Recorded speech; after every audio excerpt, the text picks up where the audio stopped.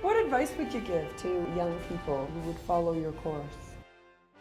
One of the best advice that I had as a composer was actually from an illustrator, from John Howe, and he said to me, just keep the pencil moving.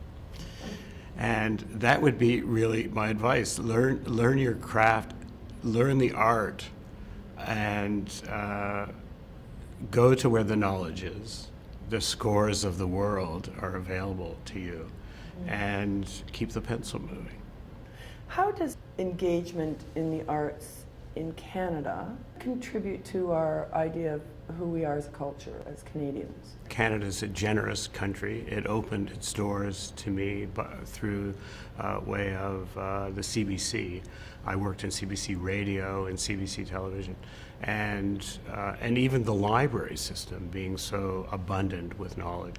And I found that it a really stimulating a place to live and to work. And a lot of it had to do with the natural beauty of it. A lot of what I do is based, I found later on as I was continuing to write, a lot of it was based about nature. And I think that was a lot of my connection to Tolkien, because a lot of the Tolkien writing is about the love of nature, everything good and green.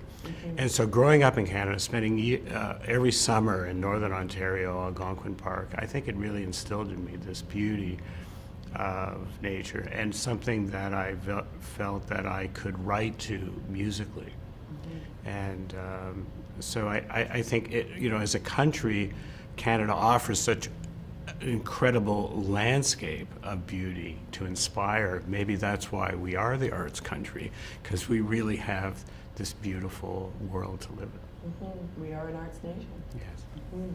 When you've got film and beautiful music, they're beautiful each in their own rights. But when they come together, when a score comes together with film, it's completely symbiotic. It's a whole other level. Can you describe for me how that feels when you know you've got it right? There's a certain magic that happens to it. I can't quite explain it. I do these concerts of the trilogy that are live concerts with symphony orchestra and chorus playing to the imagery of the film with the storytelling as the projection of the film. And something magic always happens when you hear the piece played live in a concert hall and see that imagery and as the story unfolds. And I just think that's the art of it. And I don't really know how that happens. You want that to happen. I like to dream and a lot about the possibilities of the piece. I spend a lot of time reading. I love to read. And so working on great stories. I've adapted so many classic works and novels, specifically in film.